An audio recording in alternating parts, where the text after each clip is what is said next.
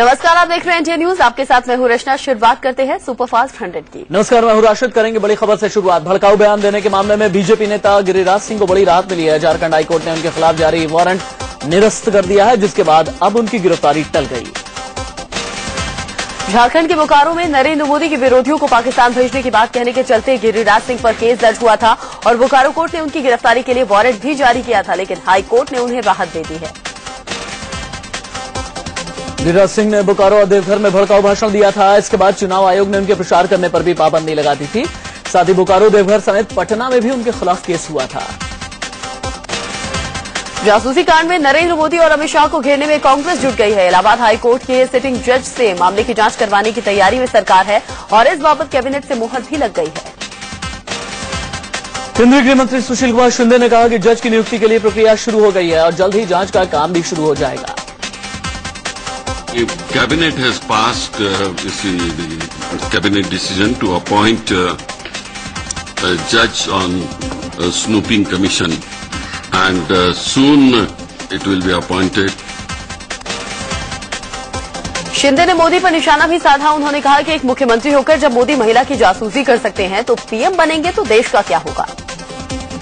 किसी लड़की के पीछे ये गुप्त फेर लगाते हैं। एक देश का चीफ मिनिस्टर अभी कल प्रधानमंत्री हो जाएगी तो क्या हो जाएगा लड़कियों का, मुझे वो डर है। दरअसल एक खोजी वेबसाइट ने दावा किया था कि किसी साहिब के कहने पर अमित शाह ने एक लड़की की जासूसी करवाई। कांग्रेस का आरोप है कि यह साहिब मोदी ही है। जासूसी कांड के बहाने राहुल गांधी, प्रियंका गांधी भी मोदी पर निशाना साधते रहे हैं। जासूसी कांड की जांच करवाने की तैयारी में केंद्र सरकार है, लेकिन बीजेपी प्रवक्ता बलवीर पुंज ने पूछा कि आखिर रॉबर्ट वाड्रा केस की जांच सरकार क्यों नहीं करवा रही। कोई प्रेस कॉन्फ्रेंस कर दे, जो सोशल मीडिया पे कुछ छोड़ दे और उसके आधार पे तो आप उच्च न्यायालय के न्यायाधीश से या सर्वोच्च न्यायालय के न्यायाधीश से जांच कराने की बात करें और इन सब मामलों के बारे में चुप रहें। उससे समझ में आता है कि कांग्रेस के कैसे दोहरे मापदंड हैं। कांग्रेस ने बीजेपी पर पलटवार किया है। केंद्रीय मंत्री और कांग्रेस के वरिष्ठ नेता कपिल सिब्बल ने कहा कि जांच के बाद मोदी बेनकाब हो जाएंगे, इसलिए घबरा रहे हैं। अरे भैया, अगर स्नूप केस में इंक्वायरी होगी तो इनको घबराहट किस बात की है कि जिस मुख्यमंत्री के खिलाफ स्नूपिंग का चार्ज है वही मुख्यमंत्री अपने ही प्रदेश में अपनी ही इंक्वायरी कि कभी वो इंक्वायरी आगे बढ़ेगी। दूरदर्शन को दिए गए नरेंद्र मोदी के इंटरव्यू पर विवाद थमने का नाम नहीं दे रहा। वही मुख्यमंत्री अपने ही प्रदेश में अपनी ही इंक्वायरी कि कभी वो इंक्वायरी आगे बढ़ेगी।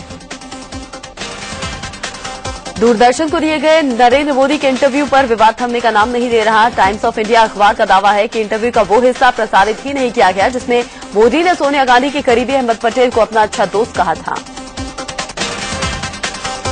अखबार ने लिखा है कि मोदी ने इंटरव्यू में कहा था कि अहमद पटेल कांग्रेस में उनके सबसे अच्छे दोस्तों में से रहे हैं, लेकिन अब अच्छे दोस्त नहीं रहे और फोन उठाना भी बंद कर दिया। लेकिन इंटरव्यू का यह हिस्सा प्रसारित नहीं हुआ।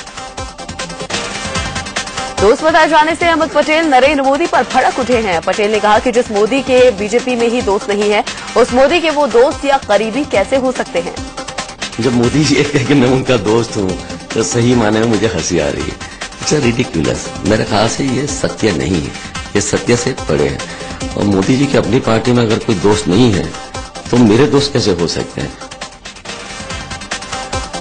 अहमद पटेल ने दावा किया कि 80 के दशक में मोदी को उन्होंने घर पर बुलाया था और साथ में खाना भी खाया था, लेकिन उसके बाद कोई मुलाकात नहीं हुई। जो भी वो दावा कर रहे हैं कि वो मेरे घर खाना खाते थे, मैं उनके घर खाना खाता, मेरे ख्याल से एक ही बार मुझे याद है, मेरे ख्याल से 80-80s होगा, जब मेरे घर पे आए, जब वो जनरल सेक्रेटरी थे बीजेपी के, जरूर मैंने खाने के लिए ऑफर किया था। अहमद पटेल ने यह भी कहा कि वो कभी मोदी के न तो घर गए हैं और न ही दफ्तर। उन्होंने कहा कि मोदी अगर ऐसा साबित कर पाए तो वो राजनीति से संन्यास ले लेंगे। अगर वो सिद्ध कर दें कि कभी मैं उनके घर गया हूं, कभी उनकी ऑफिस गया हूं या मैंने कोई फेवर ली है तो मैं सार्वजनिक जीवन छोड़ दूंगा। मोदी ने ये मानने से इनकार किया है कि उन्होंने दूरदर्शन को दिए इंटरव्यू में प्रियंका गांधी को बेटी बताया था। मोदी के दफ्तर की तरफ से इस बाबत इंटरव्यू का अनकट वीडियो भी जारी किया गया है। कोई भी बेटी अपने भाई के विजय के लिए, माँ के विजय के लिए सब कुछ करेगी। कि आखिर बेटी बेटी है, माँ के लिए नहीं करेगी तो किसके लिए करेगी। भाई के लिए नहीं करेगी तो किसके लिए? दरअसल कल जब ये बात सामने आई कि मोदी ने प्रियंका गांधी को बेटी के समान बताया है तो प्रियंका ने पलटवार किया और कहा कि वो राजीव गांधी की बेटी हैं। मोदी ने कहा बेटी जैसी है। राजीव गांधी की बेटी हूँ, राजीव गांधी की बेटी हूँ। आचार संहिता उल्लंघन मामले में नरेंद्र मोदी को राहत मिलने की खबर है। सूत्रों के हवाले से खबर है कि शुरुआती जांच में अहमदाबाद पुलिस ने मोदी को क्लीन चिट दे दी है। पुलिस का मानना है कि मोदी ने प्रेस कॉन्फ्रेंस प्रतिबंधित सीमा के बाहर की थी। सूत्रों से खबर है कि पुलिस ने माना है कि मोदी ने बूथ के 100 मीटर के प्रतिबंधित दायरे के बाहर प्रेस कॉन्फ्रेंस की थी। मतदान केंद्र के बाहर सफेद पट्टी खींचकर प्रतिबंधित दायरा बनाया जाता है और पुलिस का दावा है कि मोदी ने इस दायरे को नहीं तोड़ा था। दरअसल 30 अप्रैल को वोट देने के बाद मोदी ने कमल निशान दिखाते हुए गांधीनगर में प्रेस कॉन्फ्रेंस की थी। इसे आचार संहिता का उल्लंघन मानते हुए चुनाव आयोग ने गुजरात पुलिस को कार्रवाई करने को कहा था और मोदी पर 2 FIR दर्ज हुई थी। वहीं मोदी को क्लीन चिट मिलने की खबर पर कांग्रेस ने पलटवार किया है। कांग्रेस प्रवक्ता राशिद अल्वी ने कहा कि जब तक मोदी सीएम पद से इस्तीफा नहीं देंगे निष्पक्ष जांच नहीं हो सकती। ये कैसे मुमकिन है कि मुख्यमंत्री के खिलाफ पुलिस इंक्वायरी करे और मुख्यमंत्री के खिलाफ रिपोर्ट दे दे? इसीलिए हमारा कहना है कि नरेंद्र मोदी जी को इस्तीफा देना चाहिए और तब FIR का इन्वेस्टिगेशन हो। वाराणसी पहुंची फिल्म अभिनेत्री प्रीति जिंटा ने बीजेपी के PM कैंडिडेट नरेंद्र मोदी की जमकर तारीफ की है और कहा कि उन्हें प्रधानमंत्री बनना चाहिए। इस बार लग रहा है कि आपके हिसाब से उपयुक्त कैंडिडेट हैं PM पद के लिए नरेंद्र मोदी? जी, ये बात तो मैंने 6-7 साल पहले भी कही थी। ऑफ कोर्स, क्यों नहीं, होने चाहिए। प्रीति जिंटा ने यह भी कहा कि वो बहुत पहले से ही मोदी की फैन रही हैं। उन्होंने दावा किया कि वो जहां भी जाते हैं लोग मोदी की ही चर्चा करते हैं। वो यहाँ से खड़े हो रहे हैं तो उनकी काफी फैन रह चुकी हूँ मैं। आई होप कि वो आए। मैंने लोगों को देखा है, यूथ को देखा है, हर जगह उनका नाम है। अभिनेत्री प्रीति जिंटा ने दावा किया कि मोदी ने गुजरात में अच्छा काम किया है। उन्होंने कहा कि मोदी का तो काम ही बोलता है। उन्होंने बहुत अच्छा काम किया है अपने स्टेट में एंड जैसे अभिनेता को आप देखते हैं तो उनका काम उनके लिए बात करता है, तो उनका भी काम बहुत अच्छा रहा है। केंद्रीय मंत्री और कांग्रेसी नेता बेनी प्रसाद वर्मा चुनाव आयोग की सख्ती के बाद भी मोदी के खिलाफ बयान देते रहेंगे। बेनी ने कहा कि चाहे उन पर बैन लगा दिया जाए लेकिन वो मोदी के खिलाफ बोलना नहीं छोड़ेंगे। चाहे हमको बर्खास्त कर दो, चाहे हमको जेल में डाल दो, चाहे हमको फांसी दे दो, नरेंद्र मोदी तुम्हारी जो हरकतें हैं और ऐसा कोई लफ्ज नहीं इस्तेमाल करेंगे फिर नोटिस मिल जाए, उन हरकतों का जवाब हम देते रहेंगे। गोंडा में बेनी प्रसाद वर्मा ने संघ को लेकर विवादित बयान दिया। बेनी ने RSS को गुंडों की पार्टी बता डाला। मुसोलिनी तो हिटलर का गुरु था। मुसोलिनी के गुंडों की ड्रेस थी काकी मीटर, सफेद कमीज, काली टोपी। वही मुसोलिनी की गुंडों की ड्रेस RSS ने अपनाई। ये गुंडों की पार्टी है। इससे पहले चुनाव आयोग ने केंद्रीय मंत्री और कांग्रेसी नेता बेनी प्रसाद वर्मा को चेतावनी दी थी कि अगर वो नहीं माने तो उन पर बैन लगा दिया जाएगा। नरेंद्र मोदी पर लगातार विवादित बयान देने के बाद बेनी को आयोग ने ये चेतावनी दी है। सपा नेता अबू आसिम आजमी ने एक और विवादित बयान दिया है। उन्होंने कहा कि जो मुसलमान समाजवादी पार्टी को वोट नहीं देते उनका DNA टेस्ट होना चाहिए, वो सच्चे मुस्लिम नहीं हो सकते। मुसलमान कम से कम समाजवादी पार्टी के खिलाफ बात करेगा, उसका DNA टेस्ट सच्चा आदमी है कि नहीं सच्चा आदमी है, कि RSS वाला तो नहीं है।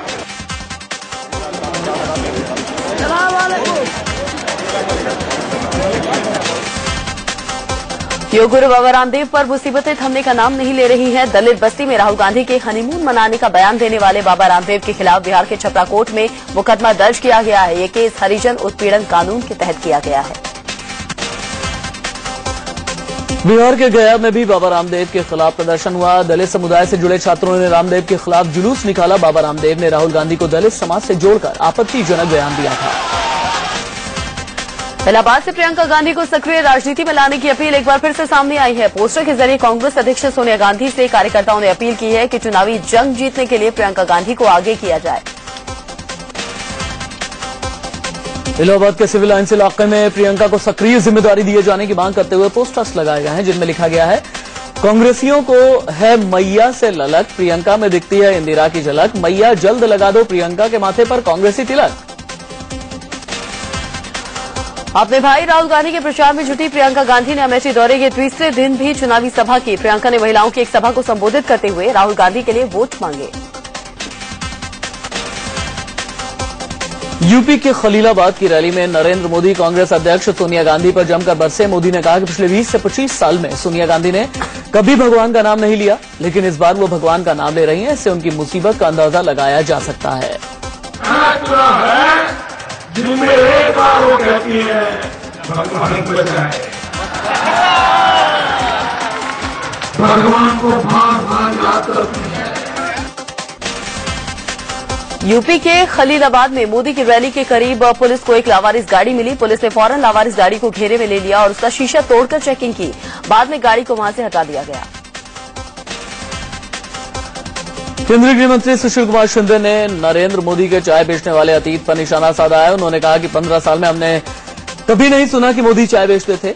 अब चुनाव के वक्त वो चाय बेचने का ढिंढोरा पीट रहे हैं। मैंने कभी नहीं सुना कि वो चाय बेचते थे। वो आज 6 महीने पहले से उन्होंने शुरू किया चाय बेचना। भले ही कांग्रेस ने अपने प्रधानमंत्री पद के उम्मीदवार के नाम का ऐलान नहीं किया है, लेकिन गृह मंत्री सुशील कुमार शिंदे ने कहा है कि इसमें कोई दो राय नहीं है कि राहुल गांधी ही हमारे पीएम कैंडिडेट हैं। हमारा तो पहले से तय हो गया है ये कि राहुल जी हमारे जो vice president of Congress party है वही प्रधानमंत्री बनेंगे, उसमें कोई दुमत नहीं है।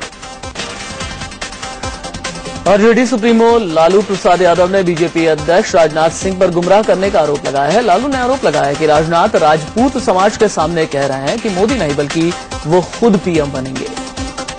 राजनाथ सिंह घूम रहे हैं राजपूत भाइयों में, उनको गुमराह कर रहे हैं राजपूत भाइयों को जगह जगह कि मोदी को नहीं ना हम लोग बनने देंगे, हम बनने जा रहे हैं प्रधानमंत्री।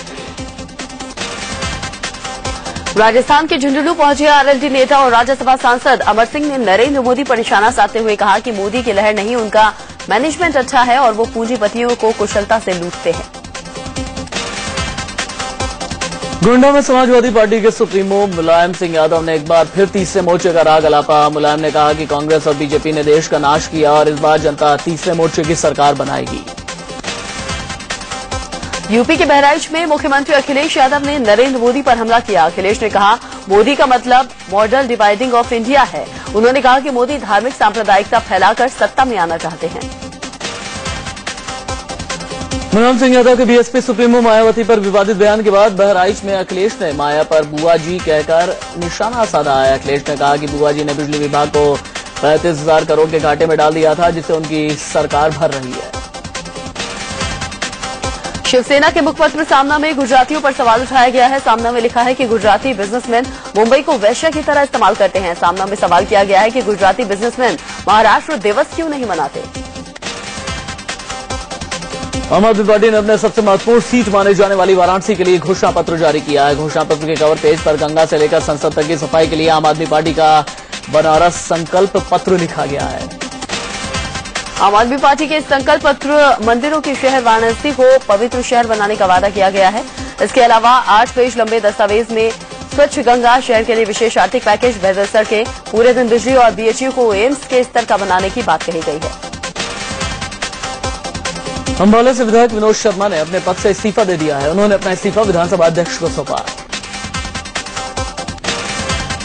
पंजाब के उप मुख्यमंत्री सुखबीर सिंह बादल अपनी पत्नी हरसिमरत कौर के साथ अमृतसर के हरमंदिर साहिब पहुंचे। दरबार में माथा टेकने के बाद हरसिमरत ने कहा अकाली बीजेपी गठबंधन शानदार प्रदर्शन करेगा।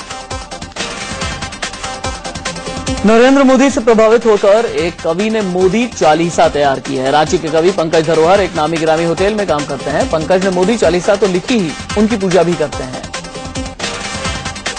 उत्तराखंड के गाजीपुर में मतदाताओं को जागरूक करने के लिए एक रैली निकाली गई। रैली में सैकड़ों स्थानीय लोगों ने हिस्सा लिया। उत्तराखंड में 7 मई को सभी सीटों के लिए मतदान होगा। कांग्रेस नेता दिग्विजय सिंह और टीवी एंकर अमृता राय की निजी तस्वीरें सोशल मीडिया के जरिए कैसे सार्वजनिक हो गई, इस सवाल का जवाब तलाशने के लिए दिल्ली पुलिस ने जांच शुरू कर दी है। अमृता ने इस मामले में केस दर्ज कराया है। अमृता का आरोप है कि उनका ईमेल अकाउंट हैक कर उन्हें बदनाम करने के इरादे से सोशल मीडिया पर उनकी आपत्तिजनक तस्वीरें पोस्ट कर दी गई हैं। दिल्ली पुलिस की क्राइम ब्रांच ने आईटी एक्ट की धारा 66A और आईपीसी की धारा 509 के तहत मामला दर्ज कर जांच शुरू कर दी है। लखनऊ में एनडी तिवारी के घर के बाहर उज्ज्वला शर्मा का ड्रामा दूसरे दिन भी जारी रहा। उज्ज्वला एनडी तिवारी के घर के अंदर जाने को लेकर अड़ी हुई हैं। कई बार दरवाजा खटखटाने के बाद भी एनडी तिवारी की तरफ से कोई जवाब नहीं आया। दरअसल उज्ज्वला शर्मा एनडी तिवारी के घर में उनके साथ रहना चाहती हैं, जबकि एनडी तिवारी ने उनके घर में घुसने पर पाबंदी लगा रखी है। रोहित शेखर को अपनाने के बाद उज्ज्वला शर्मा पशुपेश में हैं। असम के कोकराझार में उग्रवादियों के हमले में 8 लोगों की मौत हो गई, जिनमें 2 बच्चे और 4 महिलाएं शामिल हैं। बताया जा रहा है कि हथियारबंद उग्रवादियों ने घर में घुसकर हमले को अंजाम दिया। उग्रवादियों के हमले में 3 लोग जख्मी हुए हैं, जिन्हें अस्पताल पहुंचाया गया। बला पराजुन गांव में हुए उग्रवादियों के हमले से इलाके में तनाव बना हुआ है। असम के बक्सा जिले में बंदूकधारियों ने एक परिवार के 3 लोगों की गोली मारकर हत्या कर दी। फायरिंग में 2 बच्चियां गंभीर रूप से जख्मी हो गई। पुलिस ने मामले की तफ्तीश शुरू कर दी है।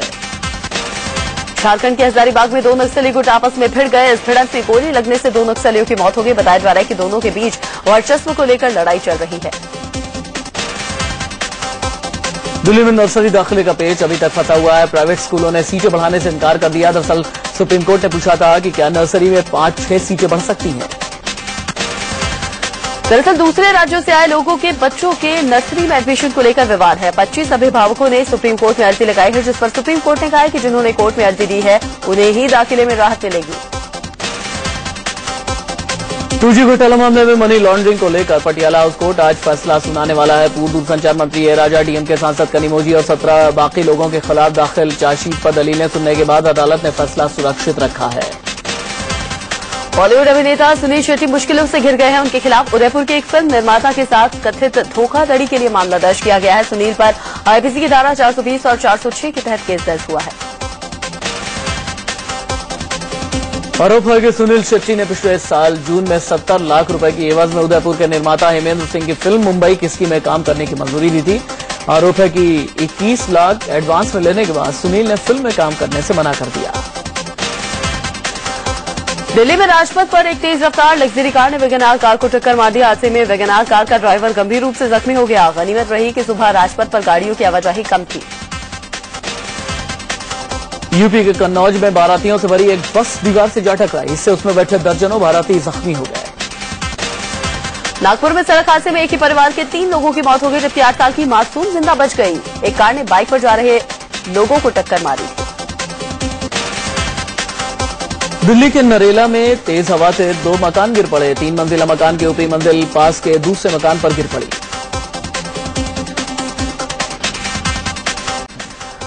आगरा के कर्मियों के इलाके में एक शख्स ने गोली मारकर खुदकुशी कर ली।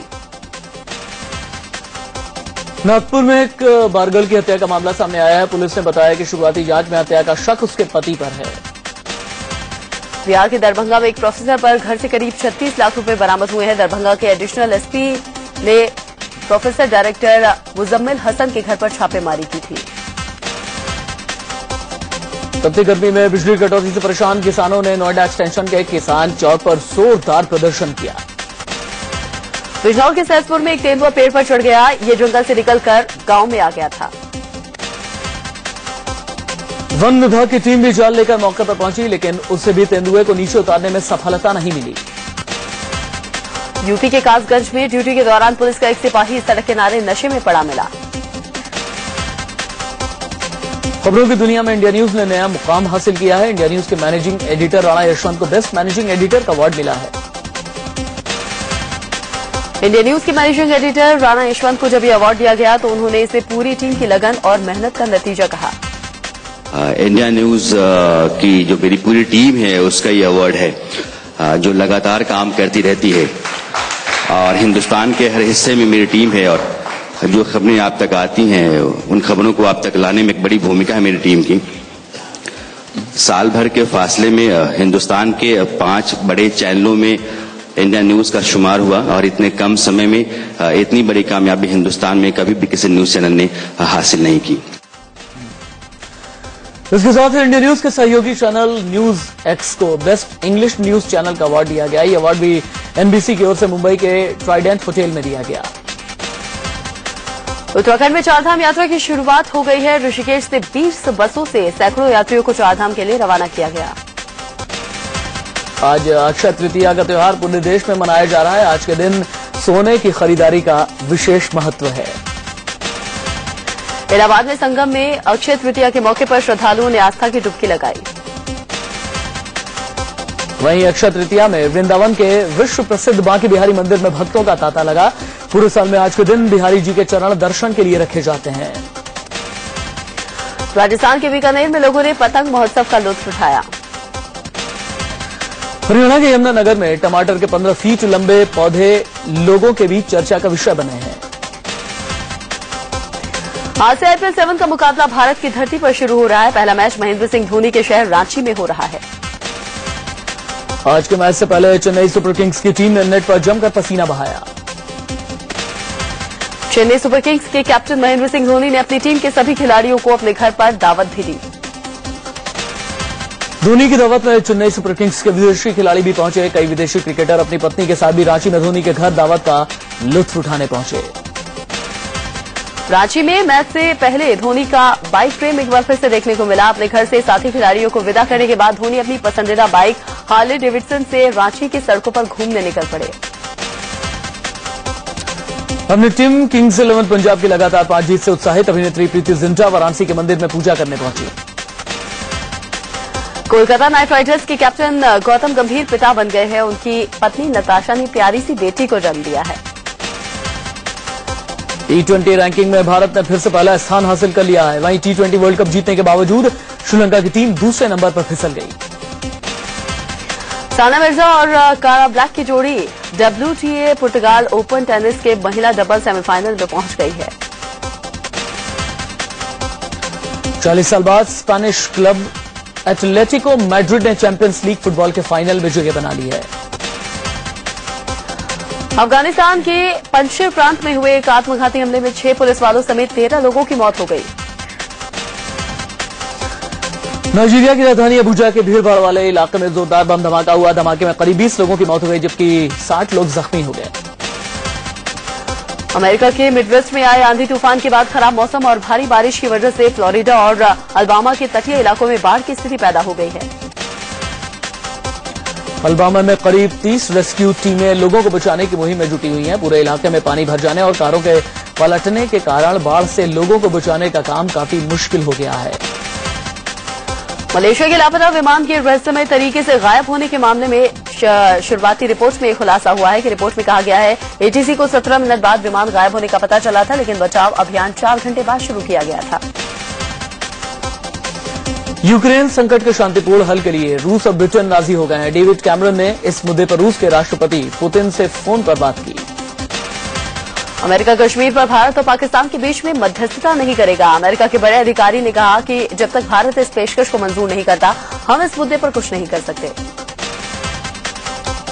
बॉलीवुड की baby doll Sunny Leone Salman Khan के साथ सिल्वर स्क्रीन पर दिख सकती हैं। सनी अनीस बज्मी की फिल्म नो एंट्री के सीक्वल नो एंट्री में एंट्री में दिख सकती हैं। और साल 2012 में रिलीज हुई Hollywood film the amazing Spiderman का सीक्वल भारत में रिलीज हो गया है।